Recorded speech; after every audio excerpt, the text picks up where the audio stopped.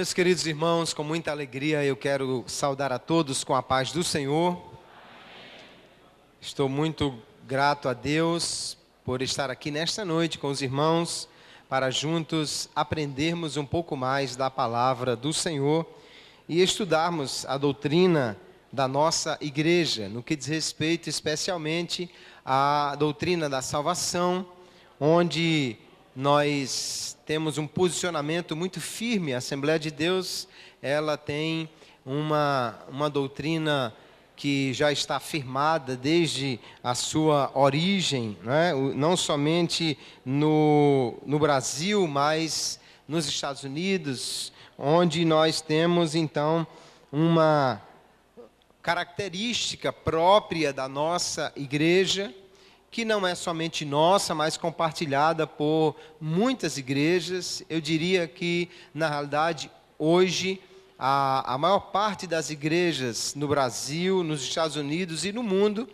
seguem esta linha de pensamento no que diz respeito à interpretação da doutrina da salvação, que é a doutrina arminiana, assim chamada por causa de um dos seus mais famosos defensores, que foi o teólogo holandês Jacob Arminio. Obviamente nós não somos adoradores de Arminio, nós não somos discípulos de Arminio, nós somos discípulos de Jesus, mas entendemos que Arminio, ele entendeu bem a verdade bíblica acerca da salvação, diferentemente dos teólogos da sua época, que estavam desvirtuando esta doutrina, trazendo-lhe um conteúdo muito mais filosófico do que bíblico, e por isso mesmo ele se opôs à doutrina da salvação como era defendida pelas igrejas reformadas da sua época. E assim então nós temos esta base onde vamos caminhar. Obviamente, ao longo da história, muitos outros teólogos, como John Wesley e muitos outros nomes, foram defensores desta doutrina, e chegou até nós aqui para termos esta segurança ao falar deste tema. Hoje nós vamos falar sobre a depravação total do homem, o livre-arbítrio. E para que possamos entender isso, precisamos entender um pouco também como o homem foi criado por Deus, aquilo que faz parte da sua natureza. E de antemão é preciso dizer que o arminianismo não tem o livre-arbítrio como o centro da sua doutrina. O centro da doutrina arminiana é a graça divina. O livre-arbítrio é apenas uma necessidade que o arminianismo enxerga para poder defender, em primeiro lugar, o caráter de Deus, porque nós vamos ver que se o homem não tem livre-arbítrio, então Deus vai ter que ser acusado de ser o autor do mal, e nós não aceitamos isso de maneira nenhuma. E também para defender um relacionamento verdadeiro entre Deus e o homem, porque se o homem não tem livre-arbítrio, então o relacionamento dele com Deus passa a ser uma coisa forçada, mecânica, que nós também não acreditamos que seja essa a verdade bíblica sobre o assunto. Vamos então entender como foi que o homem foi criado, a sua natureza, para a partir daí entendermos essa questão do livre-arbítrio. A Bíblia é clara em afirmar que o homem foi criado à imagem de Deus. Há muita discussão sobre o que significa essa imagem de Deus no homem. Mas a maioria dos teólogos, essencialmente os arminianos, vão dividir essa imagem em imagem natural e imagem moral. A imagem natural, ela tem pelo menos 3 características comumente defendidas e que constituem aquilo que o homem é.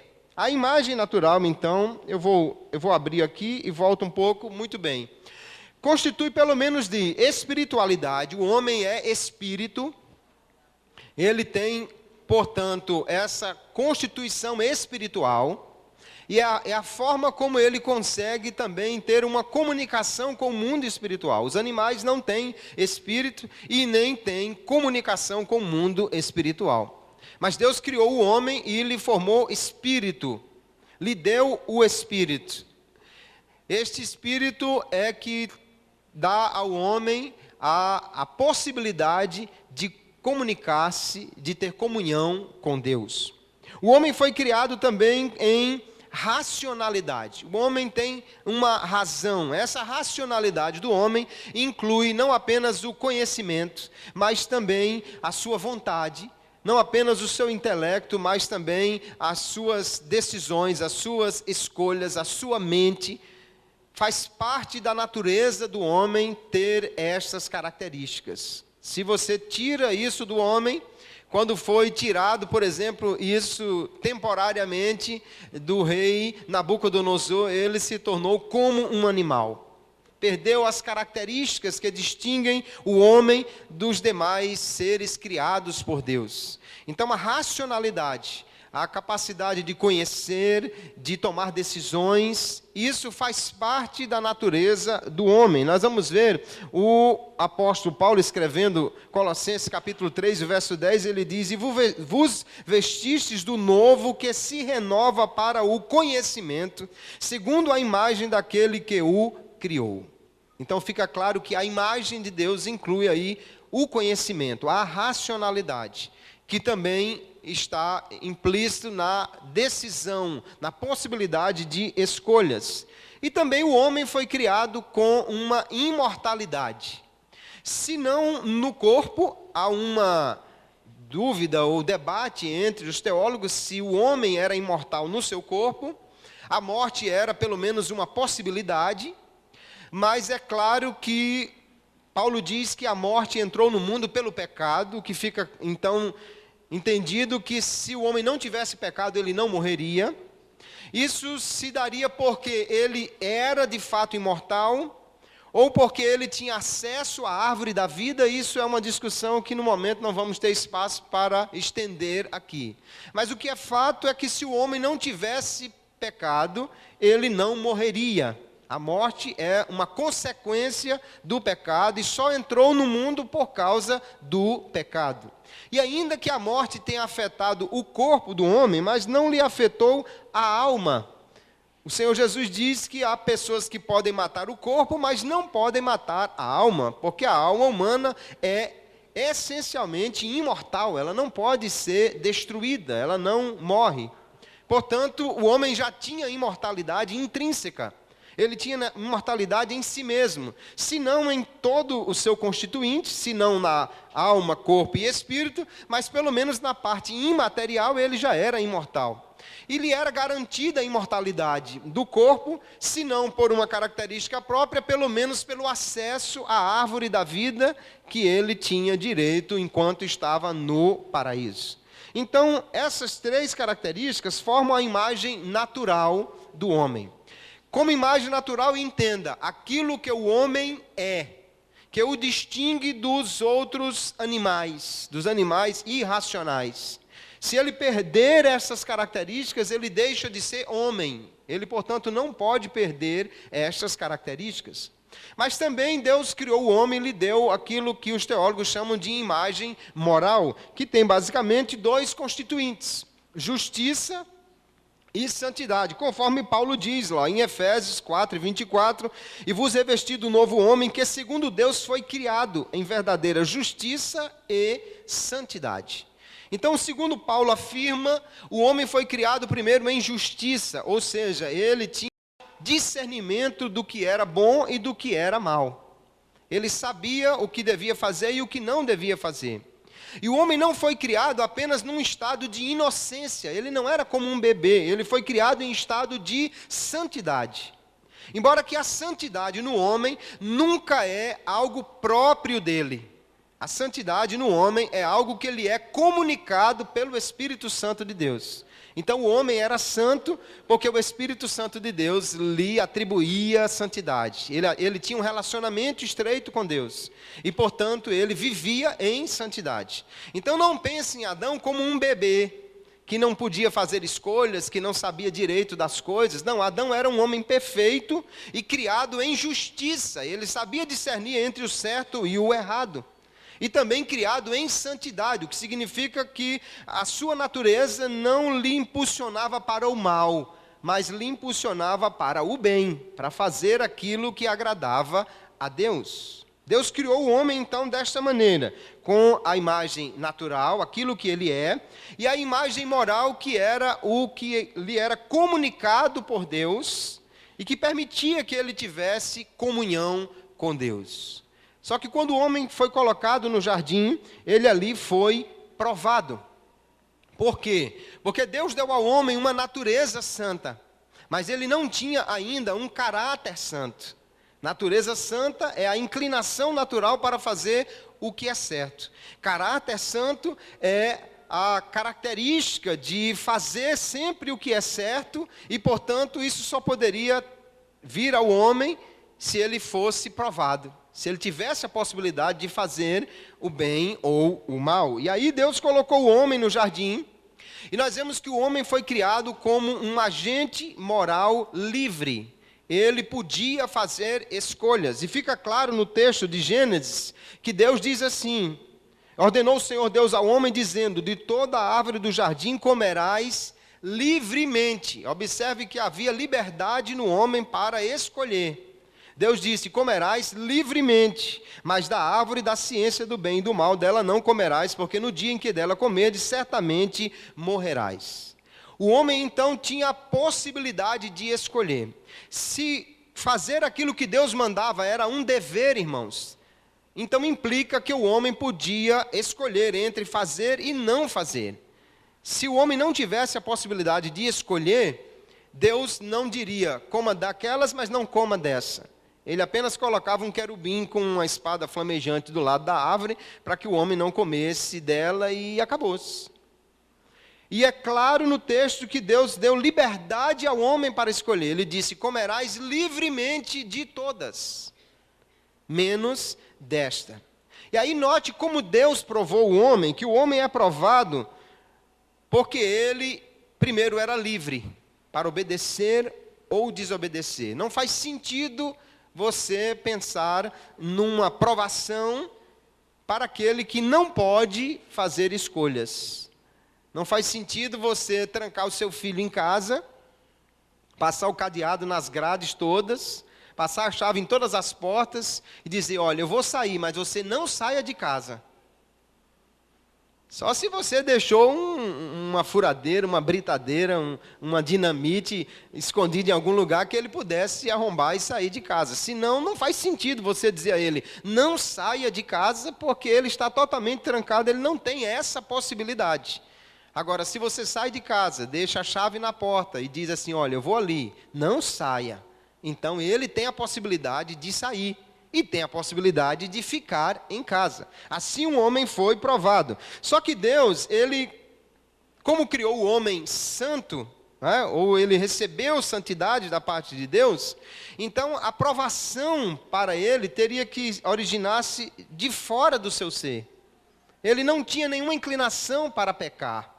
Ao contrário do que alguns que afirmam que o homem foi predestinado ao pecado, que ele estava determinado por Deus para cair, não é isso que a Bíblia ensina. A Bíblia ensina que o homem foi criado em santidade.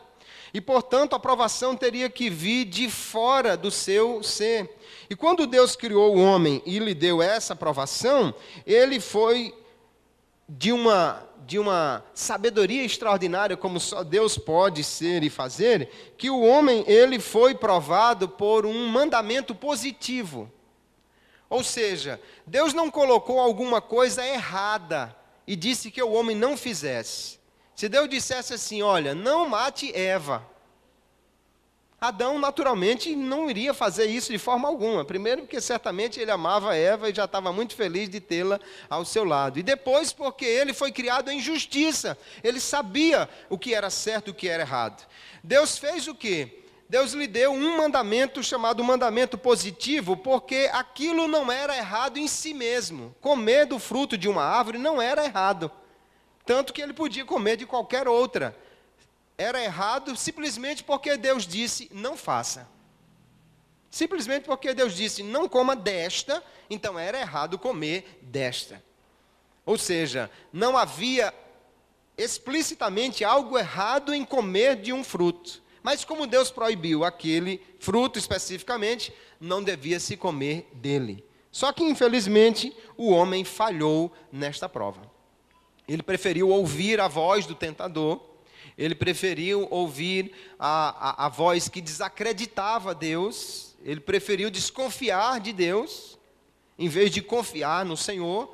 E se ele tem resistido a essa tentação, então ele ia criando um caráter santo, porque à medida que nós resistimos à tentação, o nosso caráter vai se aperfeiçoando em santidade, e à medida que o homem peca mais, o seu caráter vai se depreciando em pecado. O homem falhou, pecou, e portanto a imagem de Deus foi danificada, foi maculada pelo pecado. Mas especialmente a imagem moral. O homem, ao pecar, perdeu o estado de santidade. Ao pecar, ele saiu do estado de justiça. E ele teve as suas faculdades todas prejudicadas. Por quê? Enquanto a imagem natural é o que o homem é, a imagem moral era como ele devia usar aquelas habilidades que ele tinha.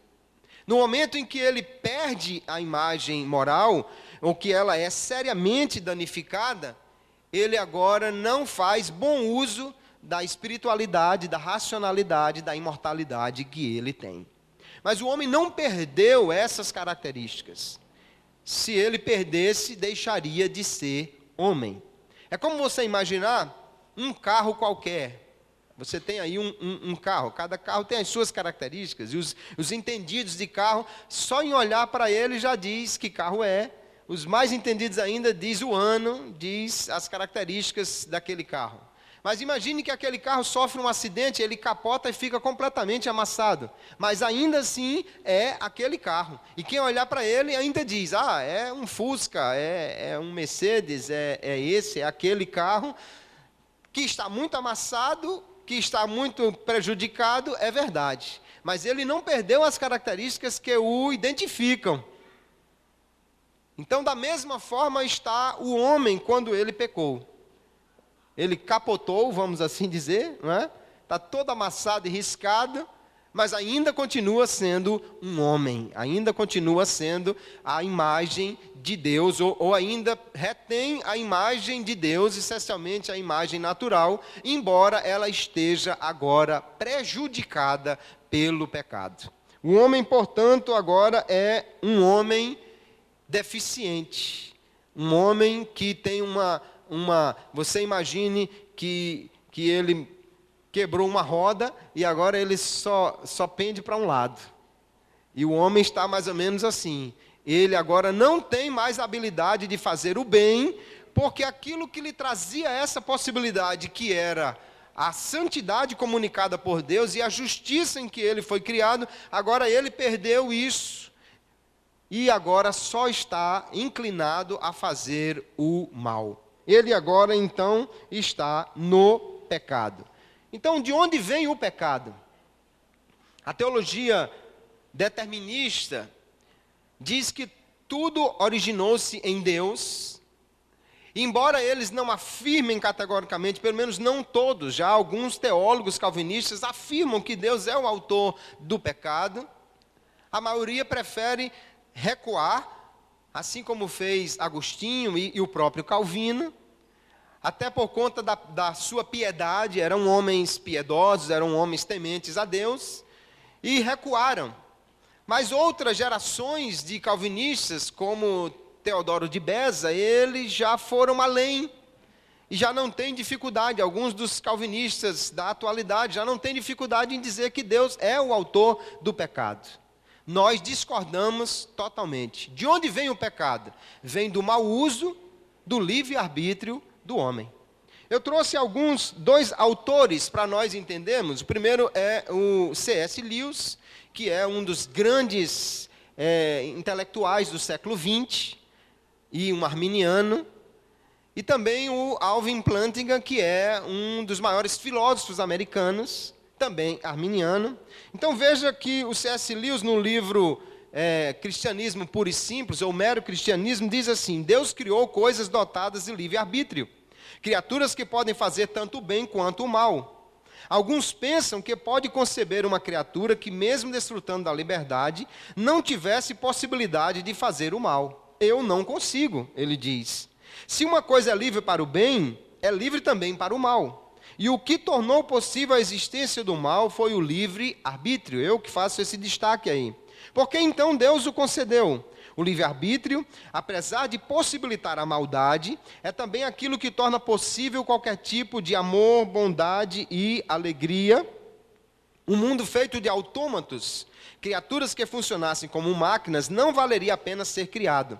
A felicidade que Deus quis para as suas criaturas mais elevadas é a felicidade de estar, de forma livre e voluntária, unidas a Ele e aos demais seres, num êxtase de amor e deleite, ao qual os maiores arroubos de paixão terrena entre um homem e uma mulher não se comparam. Por isso, essas criaturas têm de ser livres. Então, nós não defendemos o livre-arbítrio porque gostamos de liberdade, porque queremos ser livres. Defendemos o livre-arbítrio porque ele é uma necessidade para que entendamos que Deus não é o autor do pecado, mas que Deus criou o homem com a possibilidade de fazer o bem e fazer o mal. A gente pode dizer, então, que Deus criou a possibilidade do mal, mas não o mal em si. Porque o mal, na realidade, até o próprio Agostinho defende o mal como sendo algo negativo, ou seja, a ausência do bem. O mal não é algo em si mesmo, mas é o distanciamento do bem. É como o frio, que na realidade é a ausência de calor. Você, então, não pratica o mal por si mesmo, mas ao afastar-se do bem, você pratica o mal. O C.S. Lewis vai dizer, inclusive nesse livro que eu recomendo, é muito interessante, que o bem, ele existe por si mesmo. Alguém pode fazer o bem porque ama o bem, porque se sente bem em fazer o bem. Mas ninguém faz o mal porque se sente mal fazendo o mal.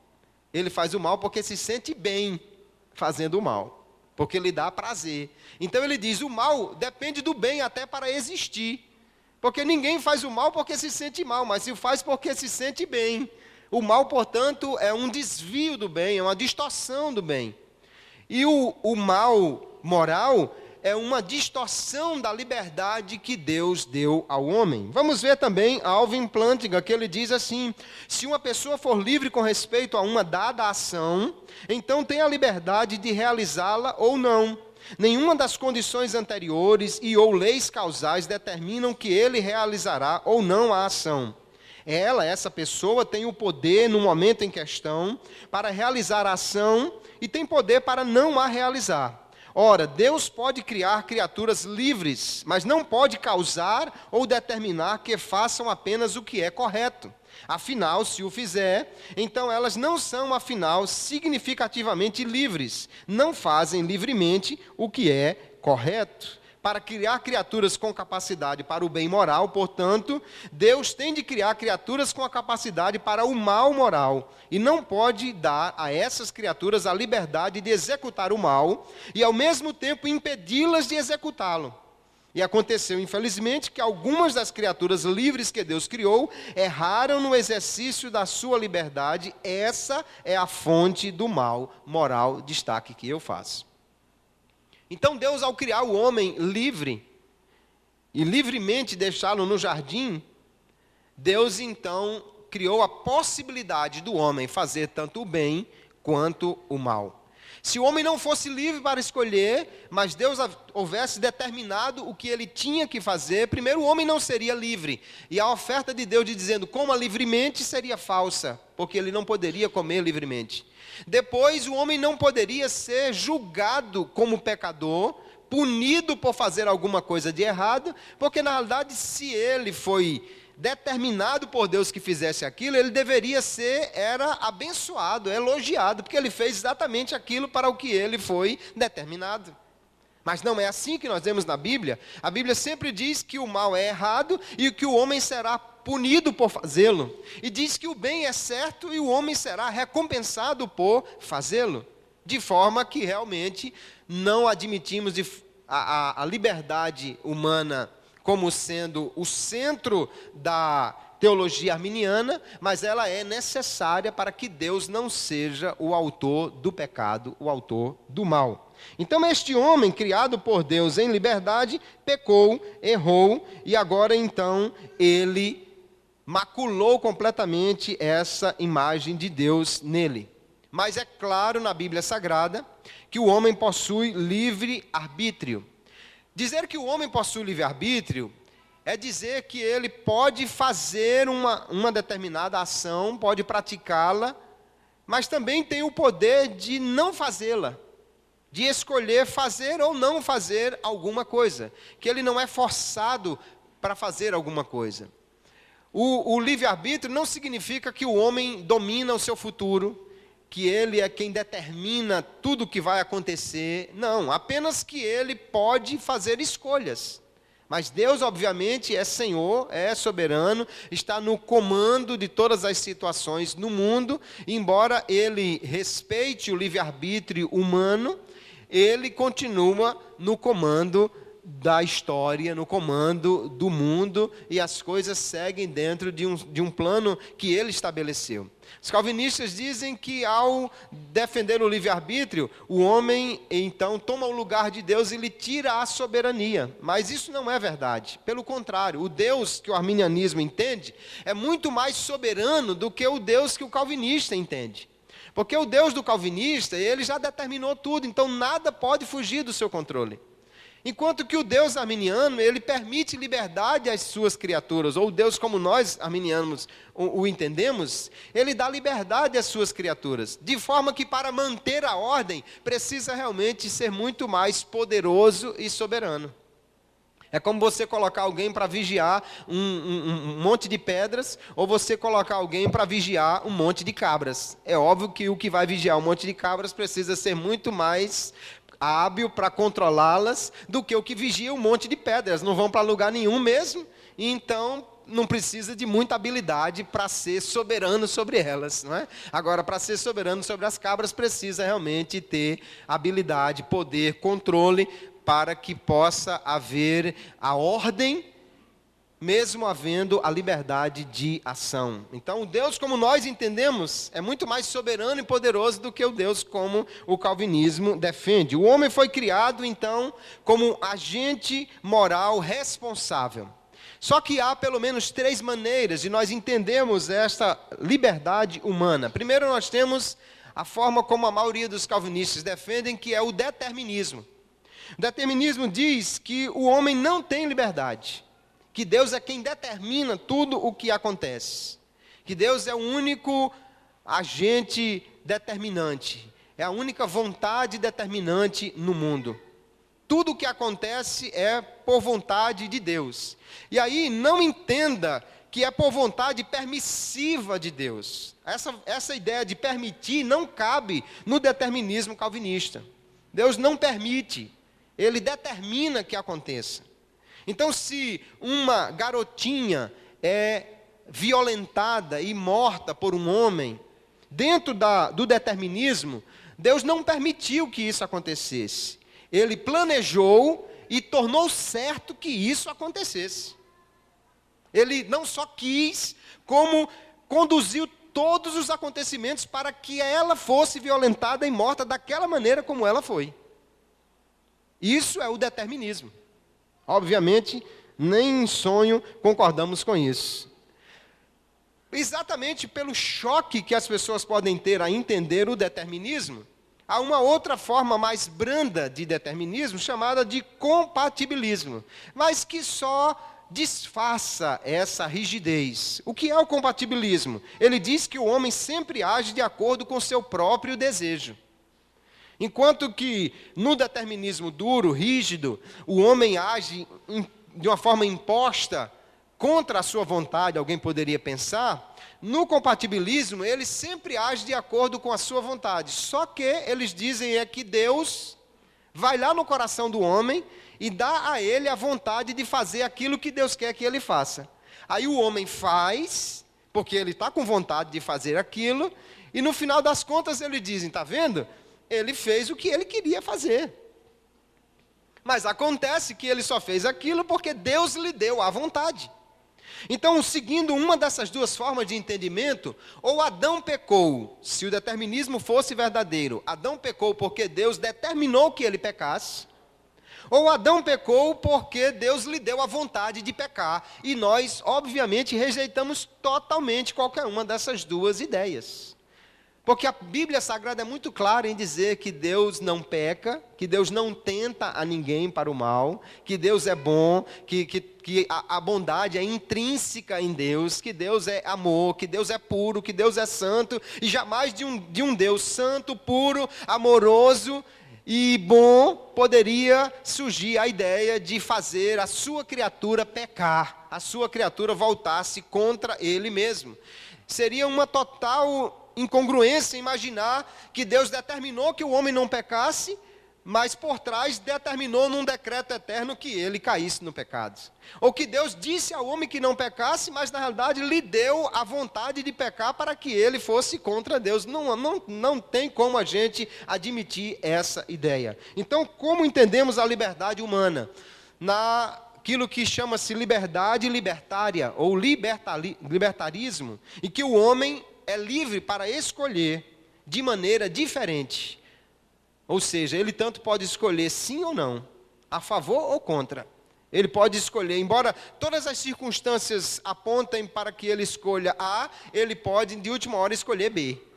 Embora tudo fosse mais favorável para que ele escolhesse ir para a direita, de última hora ele resolve escolher para a esquerda, porque ele tem poder de escolha e ele não é coagido por nenhum agente externo.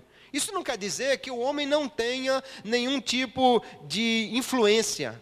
É óbvio que todos nós temos influências. E você escolhe muita coisa pelas influências que você tem, pela criação que você teve, pela situação que você está vivendo, mas ainda assim você é livre, conforme nós entendemos. Tanto que, vez por outra, alguém faz uma coisa que a gente fica sem entender, mas por que esse camarada escolheu isso? Deveria ter escolhido outra, deveria ter feito outra coisa. E o apóstolo Paulo parece favorecer essa ideia, porque ele diz assim: o bem que eu quero fazer eu não faço, e o mal que eu não quero eu faço. Olha como ele tem liberdade de escolher mesmo aquilo que lhe parece contrário, e ele acaba fazendo aquilo que ele não gostaria de fazer, por causa da liberdade que ele tem. Então o homem é livre, tem livre arbítrio, significa que ele pode fazer escolhas livremente. Foi Deus quem o criou assim. Se não fosse assim, nós teríamos que admitir que o homem, na realidade, é um marionete nas mãos de um Deus tirano, que além de criá-lo e determinar que ele pecasse, tem prazer em puni-lo por causa disso. E nós não acreditamos que Deus seja assim de maneira alguma, de forma que nós, então, defendemos o livre-arbítrio, não porque gostemos de liberdade, mas porque ele é essencial para que Deus tenha o seu caráter defendido no que ele é bom e nunca o autor do mal. Então o homem, ele pode fazer escolhas. E a Bíblia, queridos, é muito recheada de situações em que deixa claro que o homem pode escolher. É impossível ler a Bíblia e não ver que o homem pode escolher, como por exemplo, lá em Josué 24, onde ele diz: porém, se vos parece mal aos vossos olhos servir ao Senhor, escolhei hoje a quem sirvais. Se os deuses a quem serviram vossos pais que estavam além do rio, ou os deuses dos amorreus em cuja terra habitais, porém eu e a minha casa serviremos ao Senhor. E não se deixe iludir por alguma conversa dos calvinistas que dizem assim: não, o homem pode escolher muitas coisas, menos as questões espirituais. Porque a escolha a que Josué está se referindo é exatamente uma escolha espiritual. Ele diz: você deve escolher a quem você vai servir, se o Deus dos amorreus ou se ao Senhor nosso Deus. Não ache que o homem é livre para escolher se ele vai comer arroz ou macarrão, se ele vai vestir uma roupa preta ou branca, mas ele não pode escolher em coisas espirituais, porque o texto é claro que a escolha que ele está fazendo é espiritual. Veja também em Deuteronômio capítulo 30, quando Moisés diz: os céus e a terra tomo hoje por testemunhas contra ti, que te tenho proposto a vida e a morte, a bênção e a maldição. Escolhe, pôs a vida para que vivas tu e a tua semente. Se não houvesse possibilidade de escolha, apenas Moisés diria: vocês já foram eleitos e, portanto, vão ter que fazer isso aí. Não há possibilidade de escolha. Para a gente não ficar só no Antigo Testamento, veja as palavras de Jesus.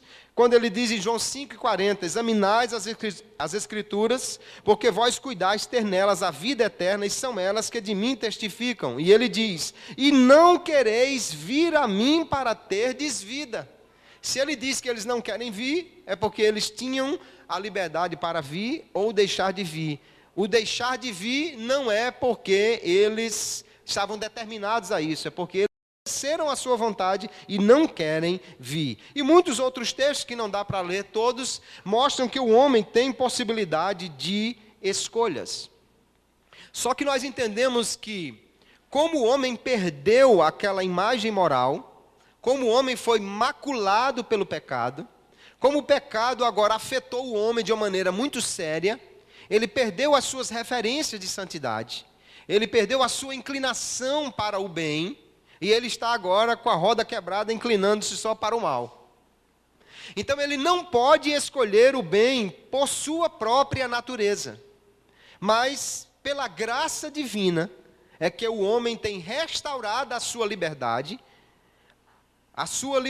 de escolha para o bem é restaurada pela graça divina, e por isso ele pode escolher o bem. Só que, exatamente como ele depende da graça para isso, ele não tem de que se vangloriar. Ninguém pode dizer, não, eu estou aqui porque eu escolhi Deus. Eu estou aqui porque eu fiz uma escolha de ser bonzinho. Não, você não fez essa escolha sozinho. Você não fez essa escolha por sua natureza. Você só pôde escolher Deus, porque primeiro Ele lhe alcançou com a sua graça, lhe restaurou a capacidade de enxergar o bem e de tomar uma decisão em direção a Ele. E se você então escolheu aceitar a Jesus como seu Salvador, não é porque você é tão bonzinho assim, é porque a graça de Deus já trabalhou no seu coração, lhe favorecendo a poder tomar esta decisão. Mas o que a Bíblia mostra é de pessoas que ouviram o Evangelho, que foram alcançados por Deus e preferiram não escolher o bem. É muito fácil da gente olhar a história do jovem rico. Ele vai até Jesus. Jesus lhe diz o que ele deve fazer. E o texto diz assim, e Jesus olhou para ele e o amou. Se ele foi alvo do amor de Deus, então é óbvio que o amor de Deus lhe restaurou a capacidade. A graça revelada, que é uma expressão do amor de Deus, lhe restaurou a capacidade de escolher o bem. Mas aquele homem decidiu não seguir a Jesus, porque fez o que o texto de João 3, aqui está, que nós já lemos. Ele amou mais as trevas do que a luz. Ele preferiu mais distanciar-se de Jesus do que seguir a Ele. Ele preferiu as riquezas materiais do que as espirituais. E por isso, então, ele foi condenado. Então, o homem, queridos, ele tem a possibilidade de escolher o bem apenas pela assistência da graça divina. No seu estado natural, o homem é depravado. Sem a assistência da graça, o homem está na depravação, não deseja fazer o que é bom, não deseja agradar a Deus. Portanto, qualquer desejo que o homem tem de fazer o que é certo, é porque Deus lhe assiste com a sua graça para que ele possa fazer esta escolha. E aí, então, entendemos que o homem, quando caiu, ele ficou nesse estado de depravação. Mas o que significa a depravação total? Depravação total, ela precisa ser entendida.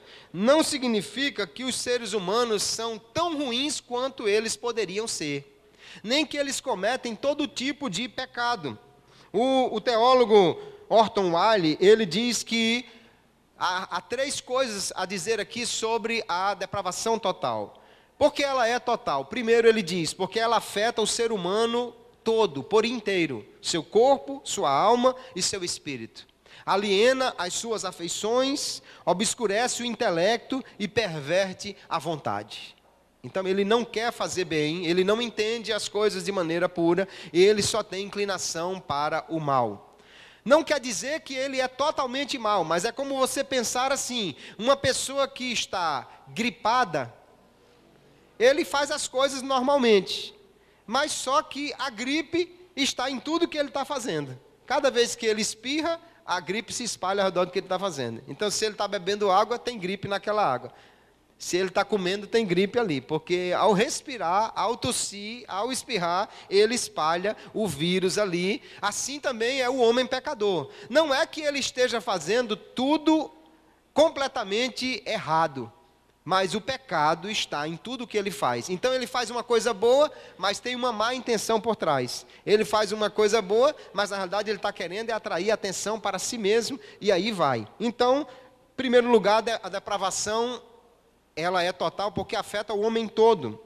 Depois, porque o homem depravado, ele está destituído de todo o bem positivo.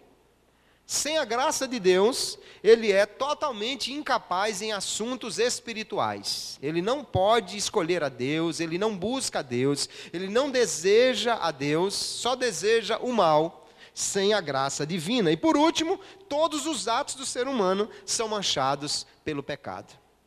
Veja que Jesus disse assim: vocês sabem dar boas coisas aos seus filhos, mas ainda assim vocês são maus. Porque os homens fazem coisas boas, mas fazem com ideias más, fazem com intenção errada. E, portanto, o pecado está em tudo o que o homem faz. Agora, o que não significa depravação total? Primeiro, que os seres humanos não são tão ruins quanto poderiam ser. Nem todo mundo é um Hitler. Nem todas as pessoas são um Osama Bin Laden da vida. Há pessoas que são muito melhores do que eles. Não quer dizer que ele não esteja depravado, que ele não seja um pecador. Também não significa que as pessoas cometem toda forma de pecado. O camarada pode ser muito honesto nos seus negócios, mas tem um amante por trás. Ou ele pode ser um excelente pai de família, e ele é um criminoso. Ele não quer dizer que ele cometa pecado em todas as áreas da vida, ele seja totalmente depravado em tudo. Não, ele pode fazer muitas coisas boas, e você conhece pessoas que fazem coisas muito boas, às vezes até melhores do que alguns que são religiosos, ou alguns que são até cristãos. Mas acontece que ele tem o pecado. Se não tem outro, tem o pecado de dizer que não precisa da graça, ou que é bom em si mesmo, que é orgulhoso por dizer que não precisa de Deus e que ele pode ser bonzinho sem a graça divina, já era suficiente para ele ser condenado. Terceiro, a depravação total não significa que o pecador seja inconsciente. Nós vamos falar mais adiante sobre a história de morto no pecado. Mas Paulo, quando está descrevendo os homens que estão no pecado, lá em Romanos, ele ainda diz assim, olha: os quais mostram a obra da lei escrita em seus corações, testificando juntamente a sua consciência e os seus pensamentos, quer acusando-os, quer defendendo-os. Mesmo o homem errado, mesmo o homem no pecado, ainda existe nele algo chamado consciência, que lhe acusa quando ele faz uma coisa errada. Embora essa consciência esteja também afetada pelo pecado, de forma que tem coisas que é errado e ele acha que não é, mas a sua consciência, vez por outra, vai apitar, vai tocar a buzina, dizendo: não faça isso. E se não houvesse isso, o mundo estaria um caos, porque as pessoas não teriam um mínimo de dignidade. Isso é a graça de Deus. Que o calvinista vai dizer que é a graça comum. Mas o arminianismo não distingue estágios diferentes da graça. A graça é uma só. Ela só tem operações diferentes. Ela assiste, ela capacita para a salvação, ela dá a capacidade de fazer o bem, mas é uma e a mesma graça. Tanto que a graça que faz com que ele não seja tão depravado é a mesma graça que pode levá-lo à salvação. O calvinista precisa fazer distinção, porque ele não crê que a graça seja oferecida a todos para salvação.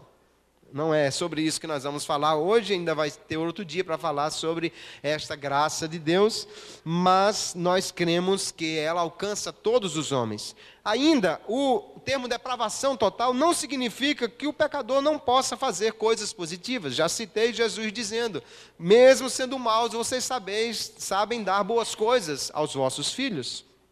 E ainda que a pessoa não seja tocada pela graça de Deus, que procura levar ao arrependimento. Paulo continua dizendo assim: ou desprezas tu as riquezas da sua benignidade de Deus, e paciência e longanimidade, ignorando que a benignidade de Deus te leva ao arrependimento.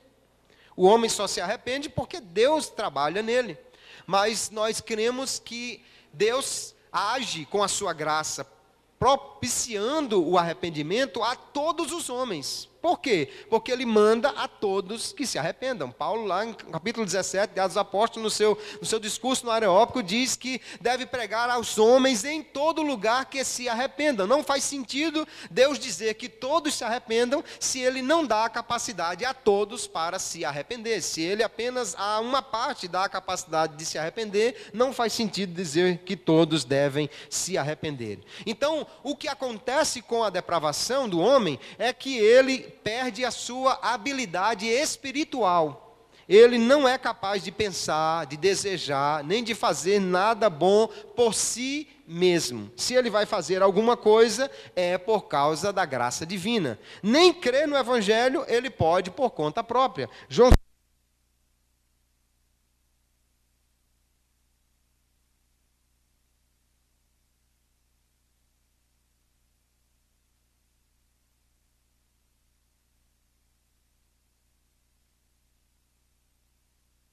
é que todo aquele que vem, vem porque o Pai trouxe. Se o Pai não trouxer, ele não vem. Ou seja, se Deus não o alcançar, ele não vem. Mas não há uma única parte que diga que Deus não quer salvar todos os homens. Pelo contrário, há muitos textos dizendo claramente que Deus quer salvar todos os homens. O pastor Fábio vai falar sobre isso na quarta-feira. Então o homem, queridos, não pode obter a fé salvadora por si mesmo, nem por seu livre-arbítrio, mas ele necessita da graça de Deus. A graça de Deus é quem trabalha na sua vontade, no seu pensamento, para que ele seja renovado. E aí Jesus diz claramente: sem mim nada podeis fazer. Se não for a assistência da graça, o homem não pode se salvar. Nós não cremos que o homem pode chegar a Deus sozinho.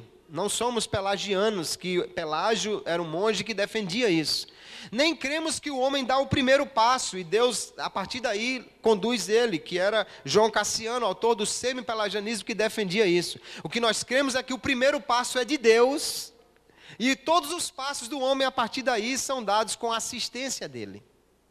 Então nunca diga assim: dê o primeiro passo para Deus que Ele dá o outro para você. Você deve dizer na realidade: Deus já deu o primeiro passo para você. Agora os próximos que você der, Ele vai estar ao seu lado para caminhar com você. É a graça divina que assiste o homem para a sua salvação. Nunca diga: Deus já deu um passo para você, agora dê 2 em direção a Ele. Na realidade Deus já deu uns 20 em direção a Ele e só quer que Ele estenda a mão e receba o que de graça o Senhor lhe oferece para a sua salvação. Então nós cremos que o homem não é livre para fazer o bem, senão pela graça divina. Vou passar rapidamente alguns textos de teólogos arminianos que confirmam essa verdade. O Wesley, quando ele diz: em que nós concordamos com o calvinismo? Aí ele responde: primeiro, enquanto atribuímos todo o bem à livre graça de Deus. O bem não é próprio do homem. Na medida em que negamos qualquer liberdade natural da vontade, bem como toda capacidade para o bem anterior à graça. O homem não tem vontade para o bem sem a graça, só tem depois da assistência da graça. Enquanto excluímos qualquer merecimento do homem, mesmo através daquilo que ele tem ou faz pela graça de Deus. É uma total inconsistência dizer que, porque o homem pode crer, ele tem mérito diante de Deus. Porque ele só pode crer porque a graça lhe assistiu. É a gente imaginar assim: pense um homem que está preso no calabouço de uma prisão inimiga. Ele foi aprisionado, lhe algemaram, aplicaram uma droga que ele ficou com o pensamento totalmente alterado, jogaram ele na masmorra, fecharam a grade, passaram o cadeado e jogaram a chave fora. Essa é a situação do homem no pecado.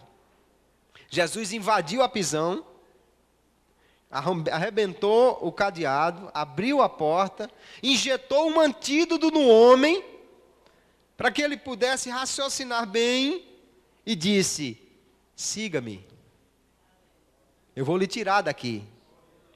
Ele pode agora sair porque está aberta a porta, ele pode raciocinar bem porque foi eliminado o efeito da droga na sua mente, mas ele ainda é livre. E há alguns que infelizmente dizem assim: mas está tão bom aqui, vou ficar por aqui mesmo. Por quê? Aí nós não sabemos dizer.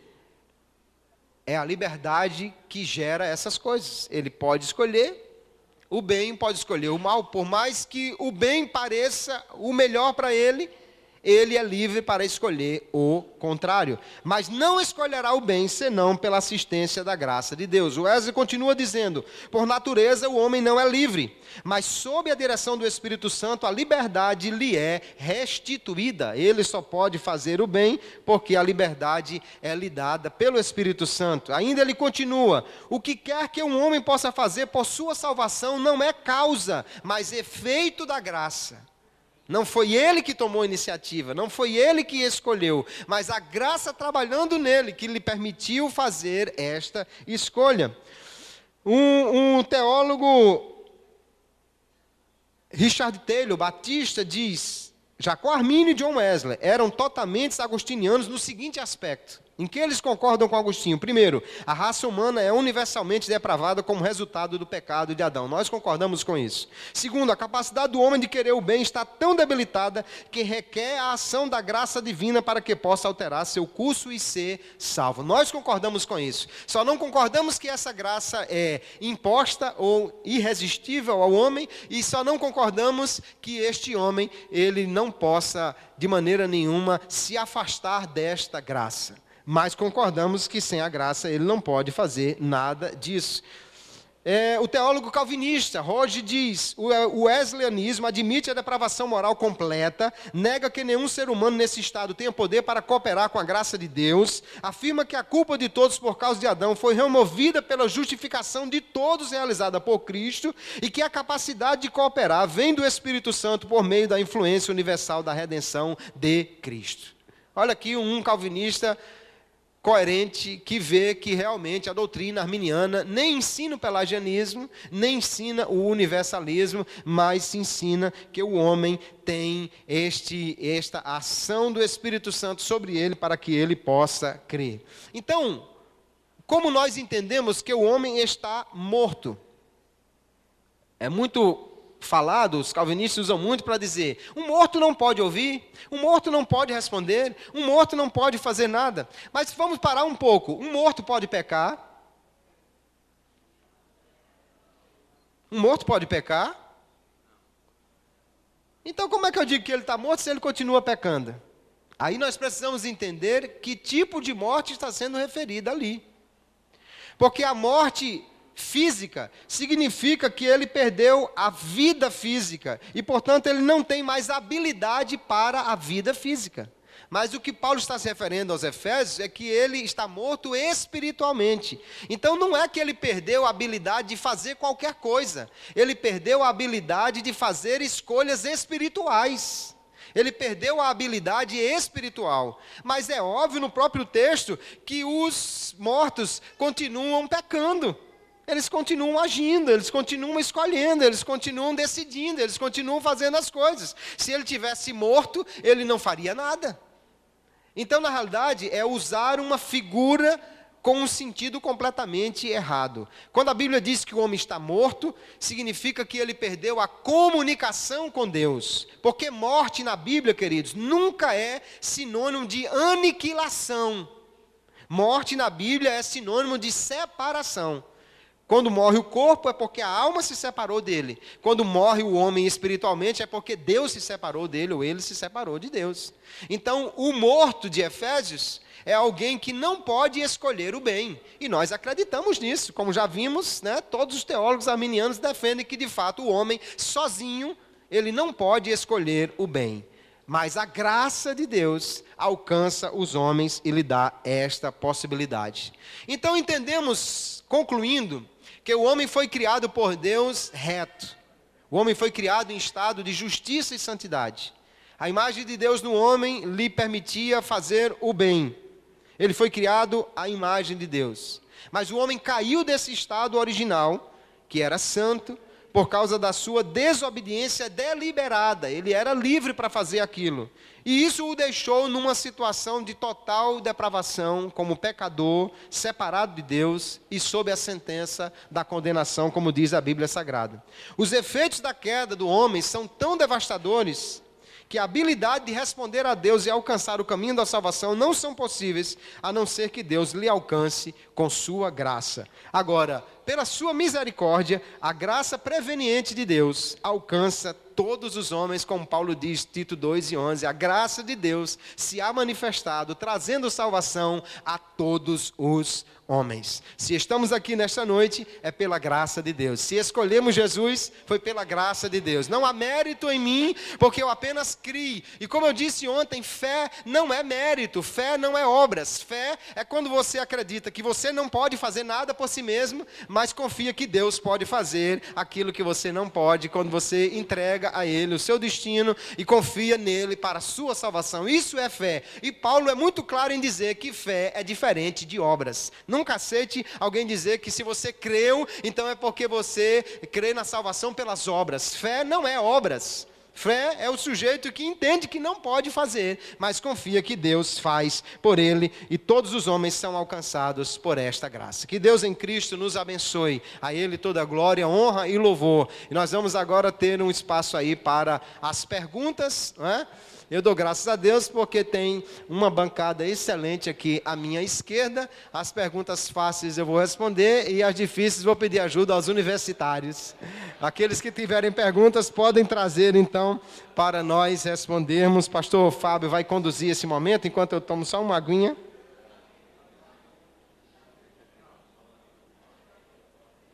Amados irmãos, uma bênção, graças a Deus. O nosso querido irmão presbítero Abaeb está distribuindo aí com os irmãos um papelzinho em branco para quem quiser fazer pergunta. Já chegou aqui uma pergunta, os irmãos fiquem à vontade para fazer qualquer pergunta a respeito do tema. Eu quero saudar todos os ouvintes da Rádio Libertadora, AM 1430, que estão nos acompanhando, né, pelas ondas da rádio. Deus abençoe você.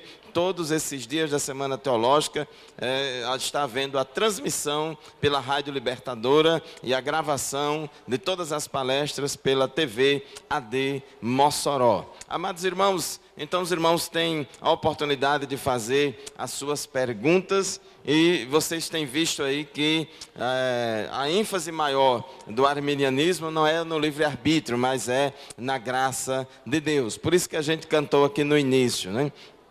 Graça, graça, a mim basta a graça de Deus, Jesus. Graça, graça, a graça eu achei em Jesus. Amém, glória a Deus. Então nós vamos, neste momento, dar oportunidade para o pastor Kleber já continuar a responder suas perguntas. Os irmãos podem fazer aí e entregar ao nosso querido irmão Abaeb. Eu peço ajuda de mais alguns irmãos, irmão Ranilson e outros, para poder receber as perguntas dos irmãos e trazer para cá, para o pastor Kleber responder a todas. Muito bem, queridos irmãos, vamos então às perguntas aqui. Vamos ver se a gente consegue responder tudo, né?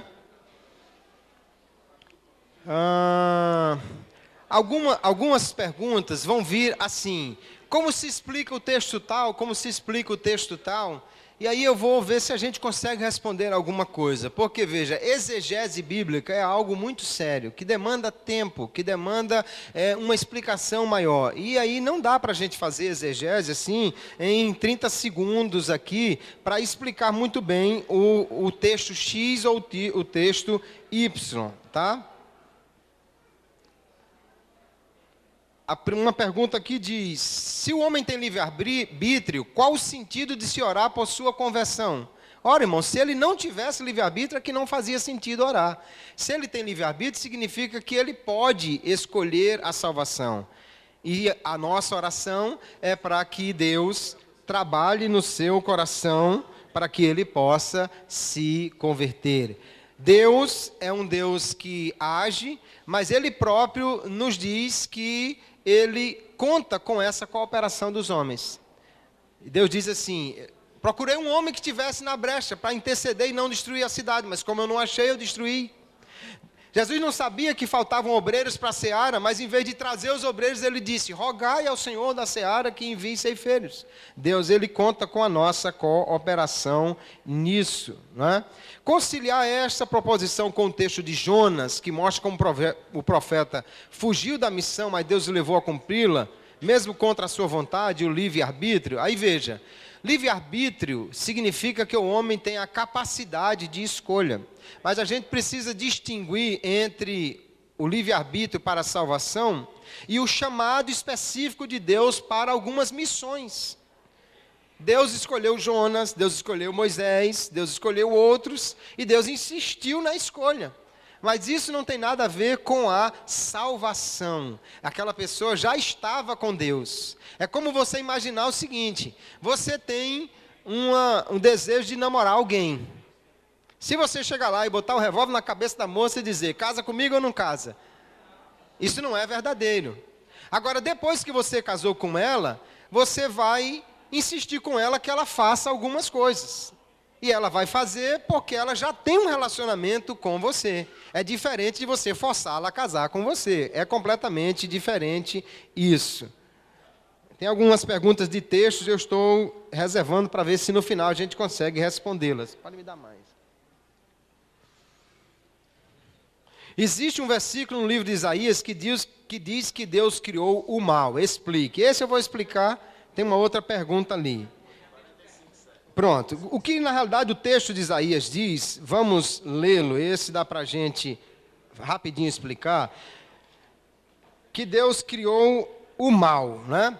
Só que o texto precisa ser entendido, em primeiro lugar, dentro daquilo que é a forma hebraica de pensar, que é o paralelismo.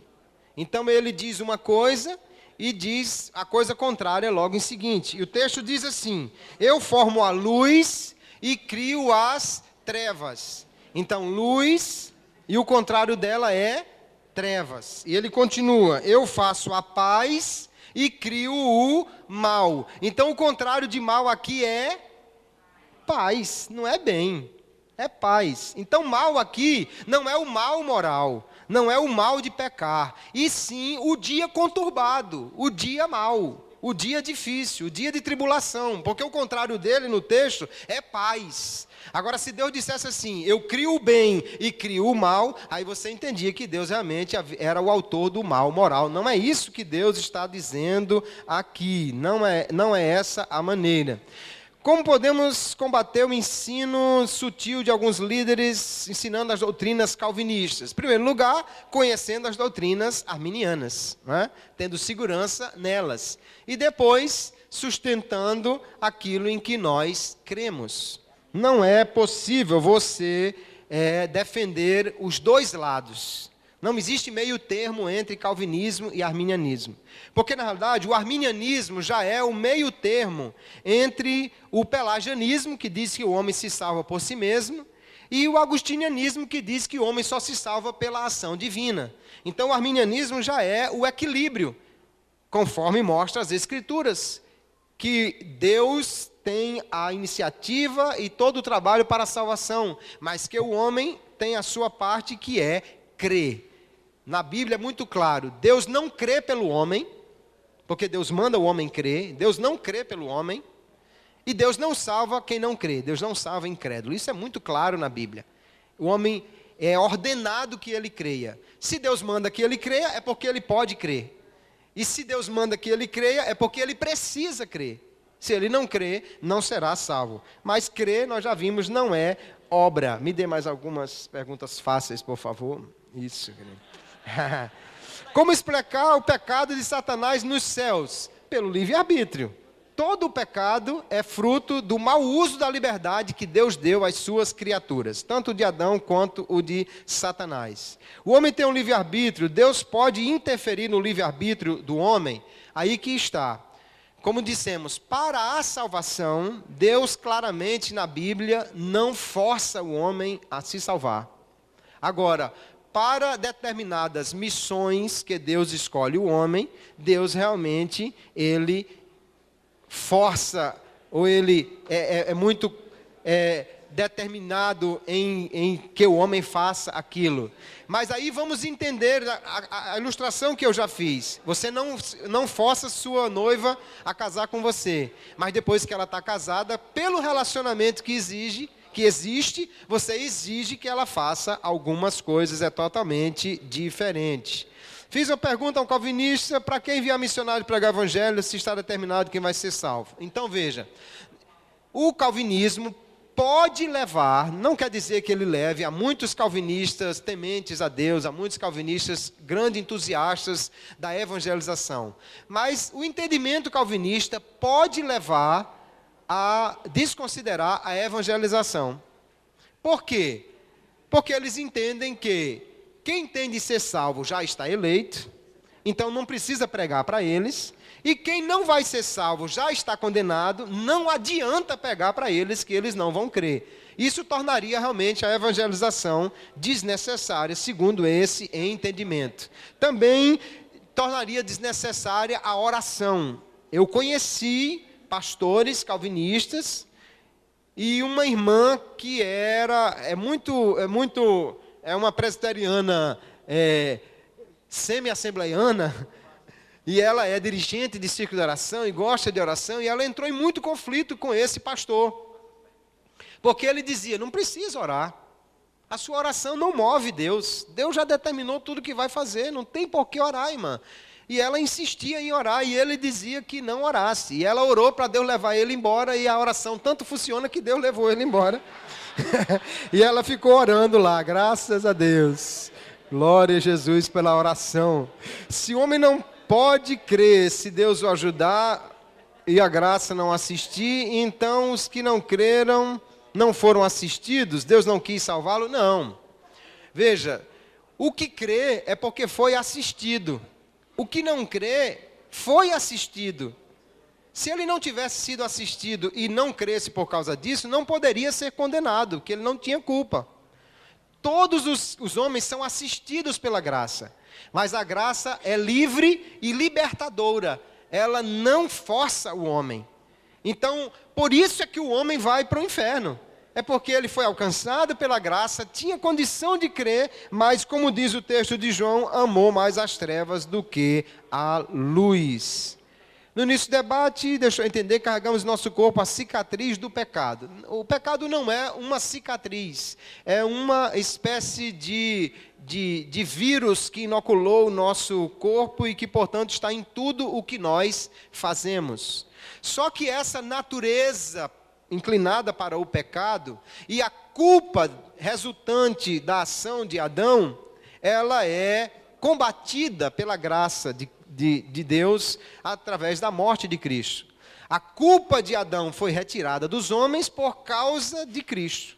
Se você ler Romanos, ele vai deixar claro, como em Romanos capítulo 5, que ele diz assim, o relógio já está olhando para a gente com cara feia, né? Como pela desobediência de um só homem, muitos foram feitos pecadores, assim pela obediência de um, muitos serão feitos justos. E o muitos aqui, obviamente, é só um contraste com o um, que foi Cristo e Adão. Não é muitos dizendo alguns. Na realidade, o muitos são todos, porque todos em Adão foram maculados. Todos em Cristo foram alcançados. Ou seja, o pecado original é anulado pela graça de Deus.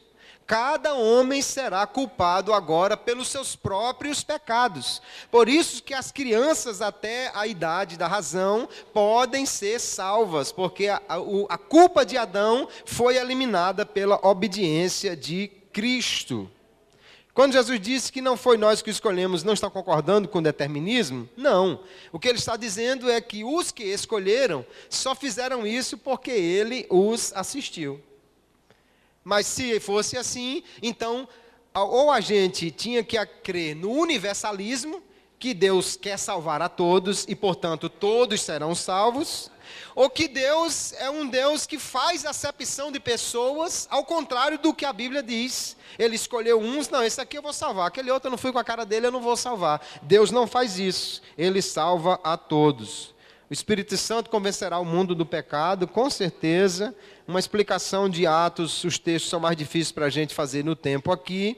Sabendo que Deus é onisciente, que colocou deliberadamente a árvore e deu o mandamento para que não comesse do fruto, mesmo sabendo que o homem comesse, não foi Deus responsável pela criação do pecado? De forma alguma. De forma alguma. Se você deixou o seu filho em casa, e a torneira está lá, e você não bloqueou o acesso dele à torneira, e se ele abriu a torneira e inundou a casa, você é responsável pela inundação? Não, você só deixou a possibilidade da inundação quando deixou ele com acesso à mangueira. Quem abriu foi ele. Então Deus criou o homem justo, e havia a possibilidade do pecado. Mas essa possibilidade era necessária para que o homem provasse a sua obediência a Deus. Se não houvesse isso, o homem não provaria, não desenvolveria um caráter santo, só teria uma natureza santa. Então Deus sabia o que podia acontecer e que na realidade iria acontecer, porque Ele já é onisciente e sabe tudo, mas Deus criou o homem com liberdade e isso foi o que fez com que ele pecasse. Então, não foi Deus que determinou.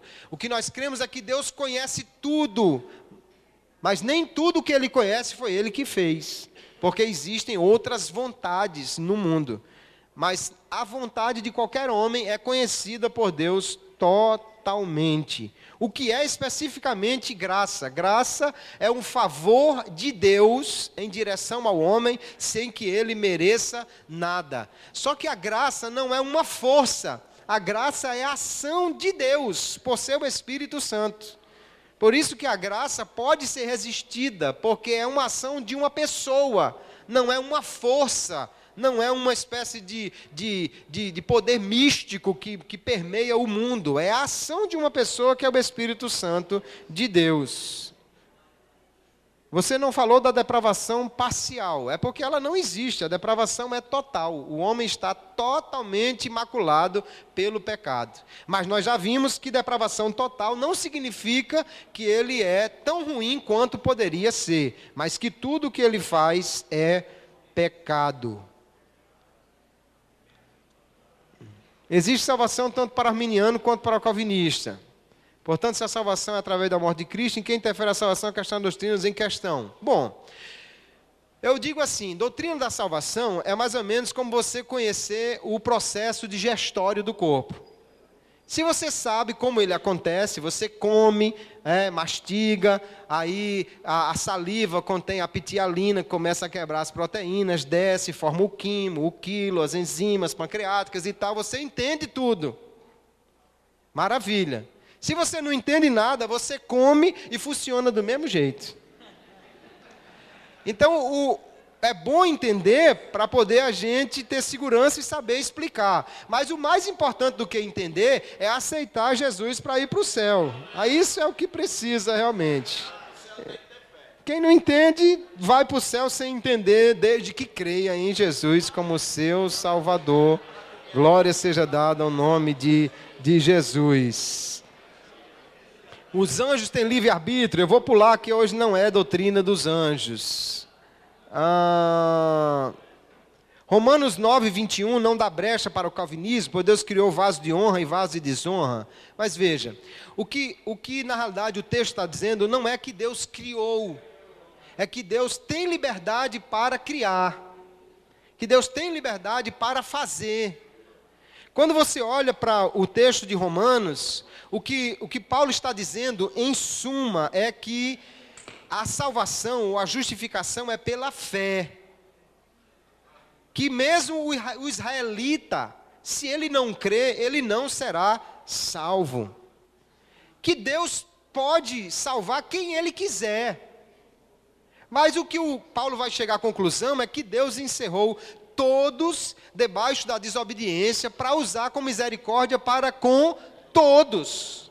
Então todos estão debaixo da desobediência e todos são alvos da misericórdia de Deus. Romanos não ensina a escolha de um grupo apenas para a salvação, a não ser o grupo que fica claro quando Paulo cita Jacó e Esaú, que são dois grupos e não indivíduos. Então a escolha, nós vamos falar amanhã, é assim: todos os que estão em Cristo estão escolhidos para a salvação. Todos que não estão em Cristo estão escolhidos para a condenação. Mas você pode escolher se está em Cristo ou não. Deus é onisciente, já sabe previamente quem vai ser salvo. Não seria contraditório dizer que Deus é soberano, sendo que Deus depende do homem escolher ou não a salvação. Deus precisaria do homem para saber ao certo quanto vai ser salvo ou não. De forma alguma, irmãos. Em primeiro lugar, é o seguinte: Deus é onisciente. Significa que Ele sabe tudo. Então, se eu disser a você, escolha um número de 1 a 10, você vai escolher livremente. Mas o número que você escolher, Deus já sabia que você ia escolher esse número. E se de última hora você mudou para ver se pegava Deus, Ele já sabia que você ia mudar e você não pegou Ele de jeito nenhum. Então, na realidade, Deus já sabia. Então Deus não depende da escolha do homem, porque Deus já conhece com certeza quem vai crer. Não é porque o homem ainda vai decidir, Deus já sabe a decisão final dele. É como se Deus olhasse o tempo, porque Deus está fora do tempo. Deus olhasse o tempo como eu olho essa mesa. E você imagine que uma formiguinha saiu dali e ela veio caminhando. Mas eu estou vendo desde lá até aqui. Agora você imagine que a mesa não é um espaço, é tempo. Então eu sei o que ela vai fazer no tempo. Inclusive o finalzinho aqui que eu vou dar um piteleco e jogar ela lá fora. Ela não sabe ainda, né, a formiguinha, mas eu já sei que estou só esperando ela passar aqui. Então Deus já conhece todas as decisões livres dos homens. Você pode escolher livremente, mas Deus já sabe qual a decisão que você tem. Então Deus não depende do homem para saber quantos serão salvos. Não. Porque a Bíblia fala que... Eu preciso de um farmacêutico para ler aqui essa pergunta. Que está difícil, hein?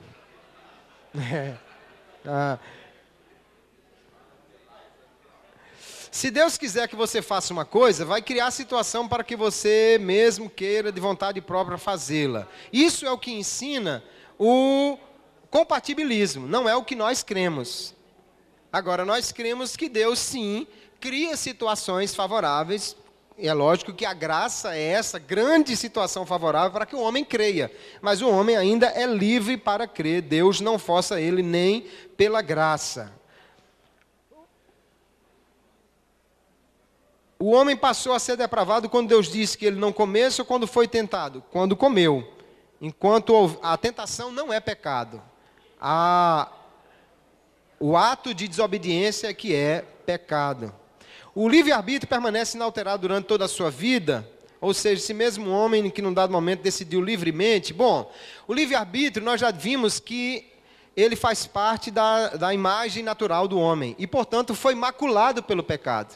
Então o livre-arbítrio foi prejudicado, de forma que o homem no pecado, ele só é livre para fazer o mal, não é livre para fazer o bem. Mas a graça de Deus restaura a capacidade do homem de fazer o bem, de forma que todo homem que é alcançado pela graça é livre tanto para fazer o bem como para fazer o mal. Algumas perguntas estão dentro do mesmo tema e eu já estou passando porque nós já respondemos. Quando estamos na condição de Paulo fazendo o mal que não queremos, qual é a saída? É confiar na graça de Deus e pedir ao Senhor que nos assista sempre. Sem a graça não podemos jamais resistir ao pecado e fazer o bem. Para Deus, pecado não tem tamanho, nos dias de hoje é possível o homem não pecar. Olhe, a Bíblia manda que o homem não peque, mas diz que se pecarmos, temos um advogado junto ao Pai. Então, o pecado ainda é uma possibilidade muito presente na vida do homem, por causa da sua inclinação natural para o mal. O livre-arbítrio é restaurado, mas a natureza pecaminosa ainda existe no homem. Então, obviamente, ele tem que resistir ao pecado. Agora, se a Bíblia diz, não pequeis, então é porque é possível que o homem não peque. Agora, obviamente, que só poderá acontecer isso por causa da graça de Deus. Porque tem filho de pastores que nasce no Evangelho, na verdade nasce na maternidade, mas depois aprende o Evangelho, né? E morrem desviados, e pessoas que nunca tiveram instrução bíblica são verdadeiros servos de Jesus. A liberdade que cada um tem de escolher, né? Deus não tem neto, irmãos. Filho de crente não é neto de Deus. A Bíblia só fala de Deus ter filho, não tem neto. Então, cada um precisa fazer a sua escolha. Não é? Cada um precisa... Você não é neto de Deus porque é filho de crente. Aqui uma pergunta que Jesus morreu por todos, eu vou deixar então para quem vai falar sobre expiação responder, porque não está no dia de hoje. Isaías 45:7 já foi explicado. Jesus estava ensinando no meio dos doutores, isso é da escola bíblica dominical, veio a pergunta para o lugar errado aqui. O homem nascido de novo tem livre-arbítrio? Tem. Se bater, se deve dar outra face e tal, não sei o que e tal. Então, Jesus só mandou fazer isso porque, na realidade, o homem tem habilidade, capacidade para isso. Né? Como pode o homem ter livre-arbítrio se está morto no pecado? Aquilo que nós já explicamos. O morto não significa que ele não pode fazer nada. Quando Adão pecou, ele morreu? Sim ou não? Morreu espiritualmente? Sim. Mas quando Deus falou com ele, ele respondeu. Coisa interessante, né? Como é que ele respondeu se estava morto? Aí é que a gente precisa entender. O morto não é aquele que não consegue responder, é o que não consegue fazer o bem. Ali o morto é o espiritual. Se morto fosse aquele que não fala nada, você chuta ele, não se mexe do canto, então eu tenho que dizer que Deus regenerou Adão para poder falar com ele. E depois desregenerou para expulsar do jardim. Que coisa confusa é essa, né? Deus me guarde. Um judeu israelita que procura seguir a lei e morrer vai ter salvação? Aí veja, uma dispensação é para Israel e a outra é para a igreja. A igreja tem como destino o céu mediante a fé em Jesus. O israelita tem como destino a terra, porque foi o que Deus prometeu a eles, e para isso ele precisa cumprir a lei de Moisés, são coisas bem diferentes. Qual a diferença entre a alma e o espírito? Isso aqui precisaria de um tempo maior. As duas coisas fazem parte da chamada parte imaterial do homem. Né? Normalmente a alma é entendida como tendo os componentes mente, vontade e emoções. E o espírito é a parte que tem a consciência, a intuição, a comunicação com Deus. Mas há os chamados dicotomistas, que creem apenas no corpo e na parte imaterial, que não fazem distinção nenhuma, bota tudo no liquidificador e bate uma coisa só, e aí então não há essa distinção. Né? 45:4 de Isaías, volta toda hora aqui, os irmãos gostam bastante de Isaías, graças a Deus.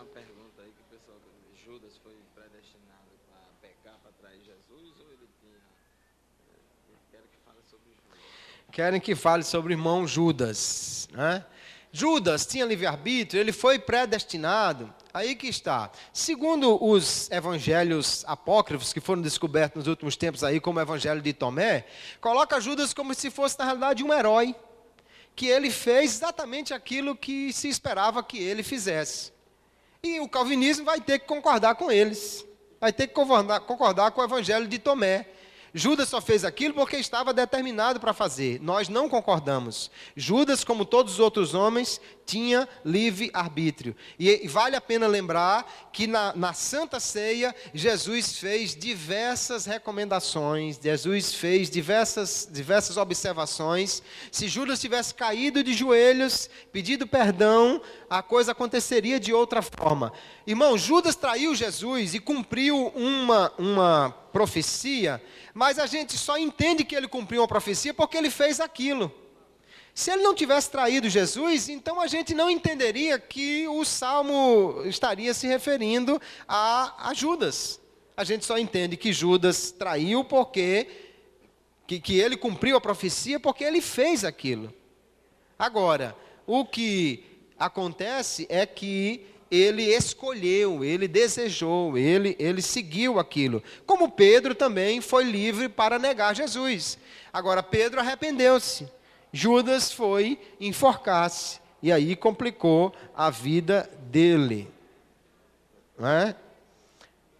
Aqui pergunta alguém sobre a Bíblia de Genebra. A Bíblia de Genebra é uma Bíblia com anotações de cunho calvinista. Então, obviamente, você tem que ter naquilo que ela se refere à doutrina da salvação, porque obviamente ela vai defender uma coisa que nós não acreditamos. Se Deus já conhece tudo, qual o propósito da criação humana? Deus criou o homem claramente para ter um relacionamento com Ele. Criou o homem para o amar e ser amado por Ele. Esse é o propósito da criação. Deus já sabia que ele iria pecar, sim, mas também já providenciou o resgate, a solução para que o homem voltasse a ter comunhão com Deus. Tudo que Jesus fez na cruz é para que o homem possa voltar a ter comunhão com Deus. Queridos, a hora acho que já está nos expulsando daqui, né? Que Deus abençoe os irmãos.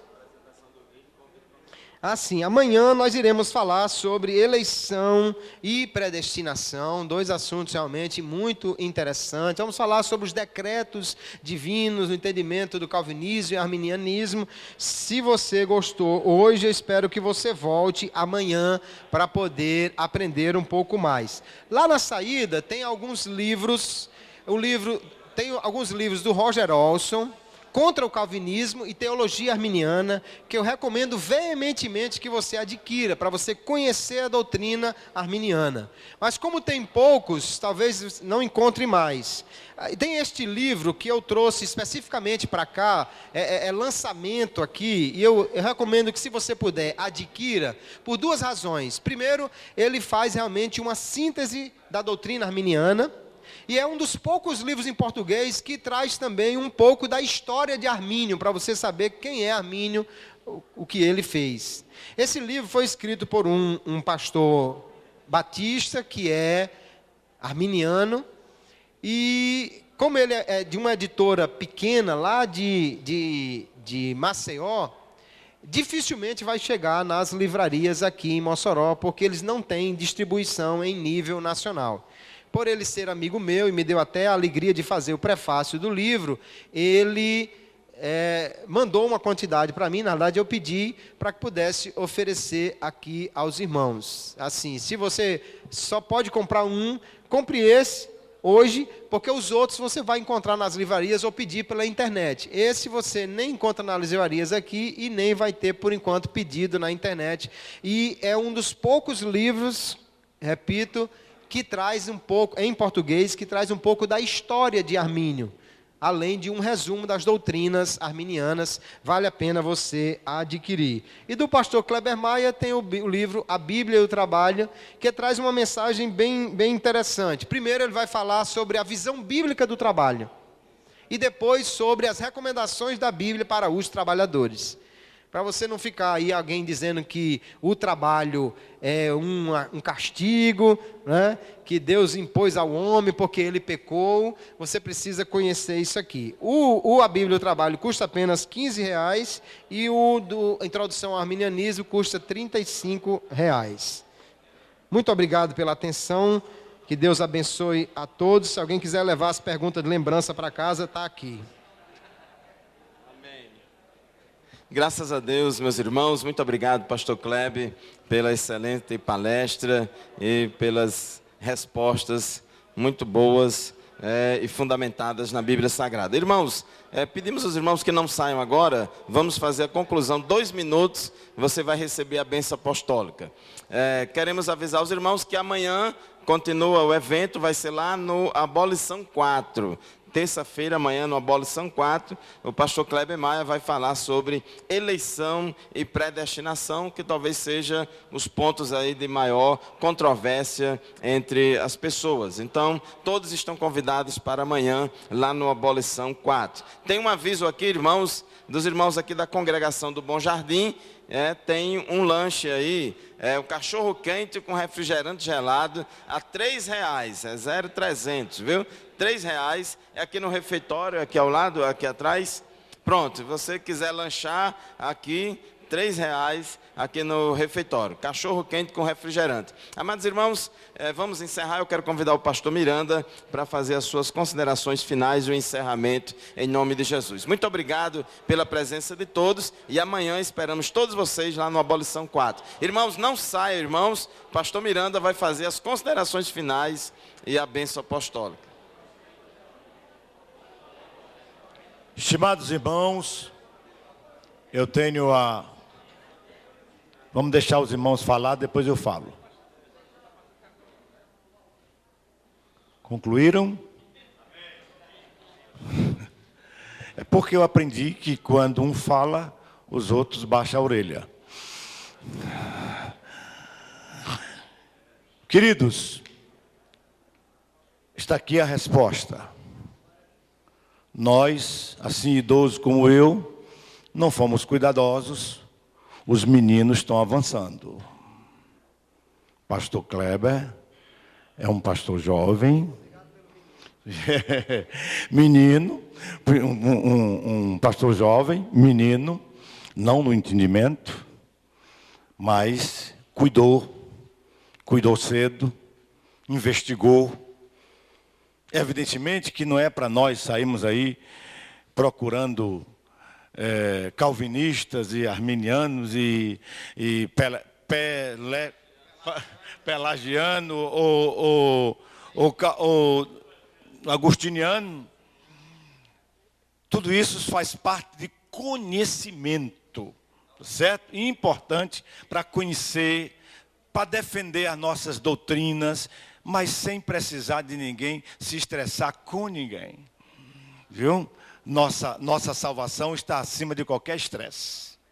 Viu? Vamos sempre colocar isso como base, agora sabendo defender. Mas como eu disse, esses jovens foram muito cuidadosos, estudaram. Nós temos como ele outros aqui também na nossa cidade, e graças a Deus por isso. Nós louvamos a Deus por isso, mas é um ensinamento para nós ter cuidado. Os que são jovens que estão aqui, zelem por isso, investiguem isso, busquem isso, porque é importante você ter essa profundidade de conhecimento das Escrituras e também dos ensinamentos desses homens que defendem as Escrituras. Eu não sei qual é a minha faixa no meio dessa turma toda. Ore por mim, que eu oro por vocês, viu? Em nome de Jesus. Vamos orar agradecendo ao Senhor. Deus e Pai, muito obrigado por essa oportunidade, pela presença dos teus filhos aqui, ó Senhor, por esse aprendizado nesta noite. Obrigado pela presença de todos, abençoando, encorajando e ajudando, em nome de Jesus. Me esqueci de agradecer ao pastor Felipe, o pastor Fábio já fez isso, mas eu quero lhe agradecer a esse coração aberto para servir a igreja. Curve a cabeça para receber a bênção apostólica. O amor de Deus, a graça do Senhor Jesus Cristo, a comunhão e as consolações do Espírito Santo com todo o povo de Deus, hoje e sempre. Amém. A paz do Senhor, muito obrigado.